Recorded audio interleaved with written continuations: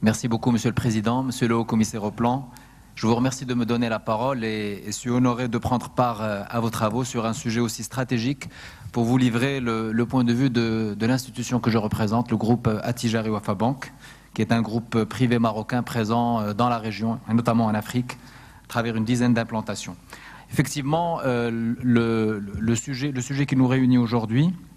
est extrêmement stratégique car aujourd'hui, nous avons un momentum absolument exceptionnel pour l'approfondissement de l'initiative atlantique et à la recherche d'un mode de gouvernance adéquat pour l'exploitation de tout le potentiel de développement qui peut s'exprimer dans cette région du monde. Car en effet, nous avons aujourd'hui une double réalité depuis 2008 qui s'est renforcée. D'un côté, comme cela a été évoqué précédemment, une montée des risques et un risque de récession ou de croissance atone qui s'exprime dans la partie nord de l'Atlantique, et d'un autre côté, un formidable terrain d'opportunité qui se manifeste notamment dans les pays d'Atlantique Sud. Alors effectivement, montée des risques depuis 2008, puisque il ne s'agit pas simplement d'une problématique de croissance, mais nous avons vu effectivement un certain nombre de dogmes remis en question, notamment les croyances relatives à la non-faillibilité des États et des banques. Nous avons vu que cette croyance a volé en éclats. Elle avait d'ailleurs alimenté un environnement de taux bas et un surendettement des ménages, des institutions et des États. Nous avons vu que le risque est devenu un risque plutôt multiforme, qui touche plusieurs domaines, la sphère privée, la sphère publique, les risques, les facteurs sociopolitiques ou écologiques. Nous avons enfin vu que c'est un risque de défaut qui se manifeste aujourd'hui dans le monde développé, et notamment en Europe, et avec des incertitudes quant au timing et à l'ampleur de la reprise, qui est plus liée à des aspects de gouvernance et de politique économique au sein de la zone euro qu'à des aspects classiques de la politique économique. Et d'ores et déjà, depuis 2008, de nouvelles tendances en matière d'investissement sont apparues. Effectivement, comme cela a été dit précédemment, la richesse s'est déplacée. Les mouvements de fonds se sont réorientés vers des valeurs refuges, du Trésor américain, matières premières, mais aussi vers de nouvelles régions du monde, et notamment vers les pays émergents, qui aujourd'hui sont une zone d'attraction, par exemple pour les fonds de private equity. Donc, un contexte particulier en matière de risque et avec une incertitude quant au timing et à la force de la reprise économique. Mais d'un autre côté, nous voyons également dans l'agenda économique, de ce que pourrait être l'agenda économique de la communauté atlantique, de formidables opportunités matérialisées par le réservoir de croissance qui se situe dans les pays du Sud, et notamment en Afrique, qui, comme vous le savez, a connu et connaît aujourd'hui une phase de croissance soutenue, qui est non seulement soutenue en chiffres, mais qui a changé véritablement de nature, puisqu'elle revêt de plus en plus un caractère endogène, avec une croissance de plus en plus autoportée par la demande intérieure, par la consommation privée et par le secteur marchand, retail, commerce intérieur. Avec également une croissance portée par la dynamique démographique de cette région, une des régions les plus dynamiques, qui devrait capter 40% de la croissance démographique du monde à l'horizon 2030 et héberger à horizon 2050 la première population active mondiale supérieure à la Chine, avec également dans cette zone des réponses potentielles à la fois aux défis de la sécurité alimentaire, mais aussi aux défis de la sécurité énergétique, avec plus de la moitié des terres arables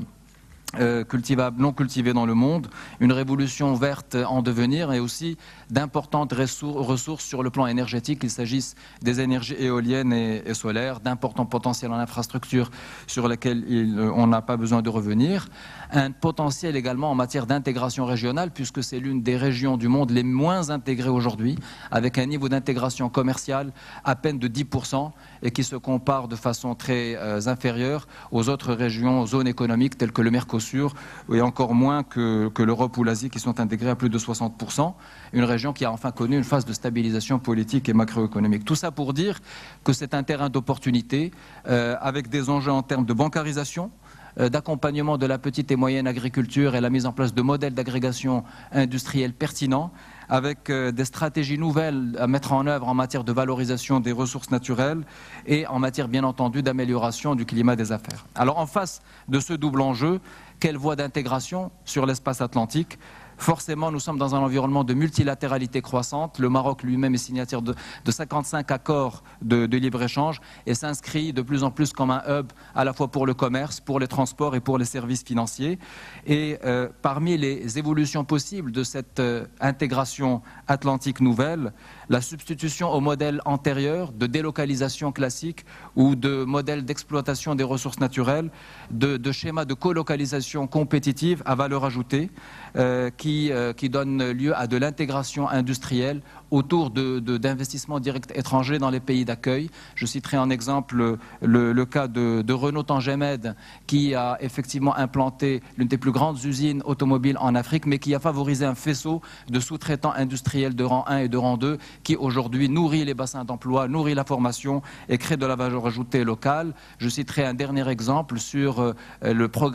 formidable programme éolien marocain qui également revêt un volet intégration industrielle et encouragement des sous-traitants locaux. C'est des modèles de colocalisation qui peuvent également s'appuyer sur les modèles d'intégration de la chaîne de valeur ajoutée. Et là aussi, nous avons des exemples qui marchent et qu'il convient d'encourager, tels que l'industrie aéronautique implantée au Maroc,